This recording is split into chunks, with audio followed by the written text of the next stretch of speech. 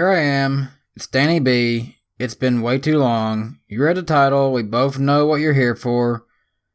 5 NASCAR drivers you forgot about. Let's do this thing. John Wood. Much as you'd probably assume, John Wood is part of the famous family behind Wood Brothers Racing. John is actually the grandson of Glenn Wood, one of the key founders of Wood Brothers Racing. However, just because John came from a famous racing family, it doesn't mean he would have success as a driver. Let's talk about his career. In 2000, at the age of 18, John would begin his career in the XIR Pro Cup Series, where he'd run 20 races, record 4 top 5s, 11 top 10s, score 2 pole awards, lead 322 laps, and he'd have an average finish of 13th place. Then, in 2001, he'd step up and begin racing in the Truck Series, K&N Series, and in 2002, he'd begin his Xfinity Series career. In 4 races in the K&N West Series, he has 2 top 5s, 3 top 10s, 2 pole awards, 448 laps led, and an average finish of 6th place. During his Truck Series career, over the course of 7 years, he ran 119 races, where he'd win 2 races in 2003, score 15 top 5s, 51 top 10s, 3 pole awards, he led 505 laps, and his average start and average finish is both 14th. Honestly, overall, John Wood wasn't a bad Truck Series driver. However, Busch Series and Cup Series, not much there. In 5 years in the Xfinity Series and 85 starts, he has only 3 top 5s, 12 top 10s, 3 laps led, and an average finish of 23rd. Now, in 2007, the original plan was for John Wood to run full-time in the Cup Series in the number 21 car, but due to sponsorship issues, he'd only run 1 race that season. That race was at Las Vegas Motor Speedway, and he started 41st and finished 29th. He'd also attempt to run at Kansas that season, but he would fail to qualify in this race. Then, in 2008, he'd run 3 more races where his average finish was 34th place. John Wood basically figured out in 2008 that it just wasn't meant to be as a driver. At the young age of 26, he'd make the decision to retire from NASCAR racing as a driver. However, since retiring as a driver, he now serves as the Director of Business Development for Wood Brothers Racing, where he participates in day-to-day operations of the company's merchandising and business development. So John, if you're watching, can I get a Paul Menard shirt please? Thanks!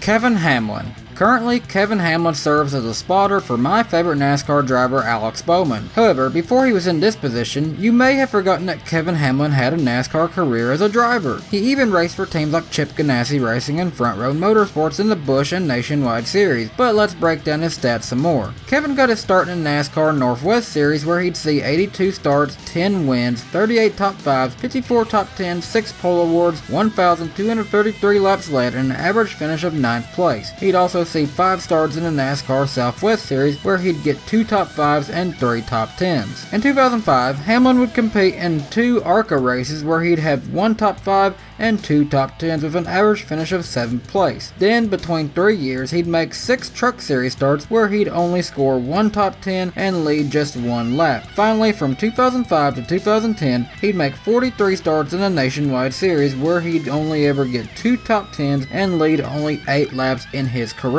In 2009, he'd attempt to qualify in the Cup Series, but he would fail to qualify for the 2009 race at Kansas. After 2010, Kevin Hamlin decided to end his driving career, and in the fall of 2010, he'd begin his career as a spotter and has since worked with drivers like Clint Bowyer, Ty Dillon, Brendan Gaughan, Casey Kane, and now Alex Bowman. John King.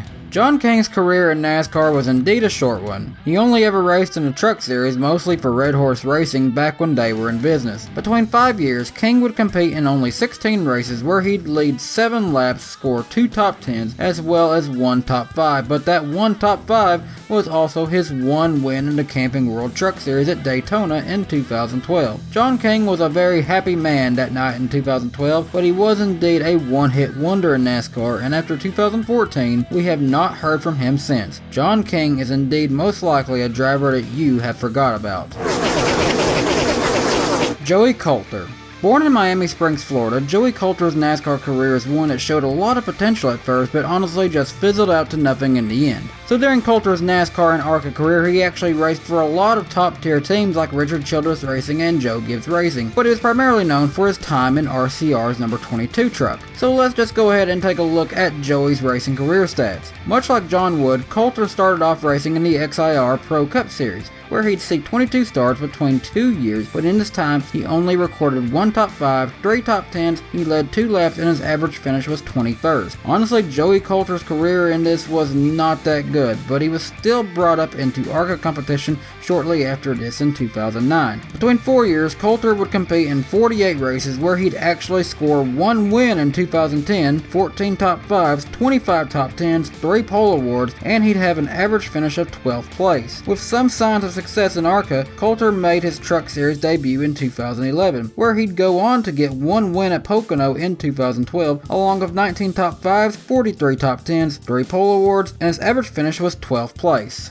Finally, his Xfinity Series career consists of only 5 career starts where he'd only record 1 top 10 and lead for just 3 laps, and his average finish was 15th place. Overall, Joey was just okay, and after 2014 he'd be done in NASCAR, and would only have 1 start in 2015 in the Cars Super Late Model Series, and since then, we haven't heard much since from Mr. Coulter.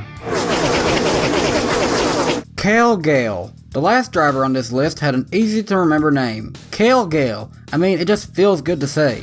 Cale Gale. Born in 1985, Cale Gale was a young stock car driver from Mobile, Alabama who began his racing career at the age of 4 when his father started him off racing go-karts. Gale would then go on to race modifieds, late models, and super trucks, primarily at Mobile International Speedway. Gaining attention at this level, he'd get an opportunity to race with James Finch Motorsports in 2006, getting starts with both his ARCA and Busch Series programs. After this, Gale would actually be signed by Kevin Harvick Incorporated as a developmental driver from 2006 to 2008, where he'd get starts in the Nationwide Series, a Truck Series, and a handful of ARCA races as well. During this time, Gale would get a best nationwide finish of 4th place at Bristol Motor Speedway, but that'd be his only top 5 in this series. Following this, he'd continue to be a developing driver before finding a full-time opportunity with Eddie Sharp Racing, with Rheem as his sponsor of the number 33 truck in 2012. During this, Gale would get 1 pole award at Bristol, and he'd score 3 top 5s, 8 top 10s, and at the finale in Miami, Cale Gale would get what would be his only win in the Truck Series, and he'd finish the 2012 season in 12th place in the point standings. However, in 2013, Gale would only get to drive in just 3 races, and he wouldn't race again in the Truck Series until he got 1 start at Martinsville in 2017, where he'd finish in 18th place. And that would actually be the last time we have seen Cale Gale compete as of today. Maybe one day we can see him return, but that day is not today. And that does it for yet another installment of 5 NASCAR drivers you forgot about. I know it's been a long time since I could do one of these, and it's really reflected in a drop in views and subscribers. It's clear what you guys want to see here. I may have fun streaming my video games, but you guys don't and do not want to watch those. I understand. So therefore, perhaps if I cut out game streams, I can then focus more on the videos that you guys want to see. I hope we can still be friends. Anyways, thanks so much for watching my video. Please give the video a like and drop a comment down below on more drivers you'd like to see on this series. Also, I invite you to follow me on Twitter at DannyBTalks, and most importantly, if you're new here, then you definitely need to hit subscribe and turn on notifications. This is DannyBTalks, and I'll see you for the next video. Bye guys.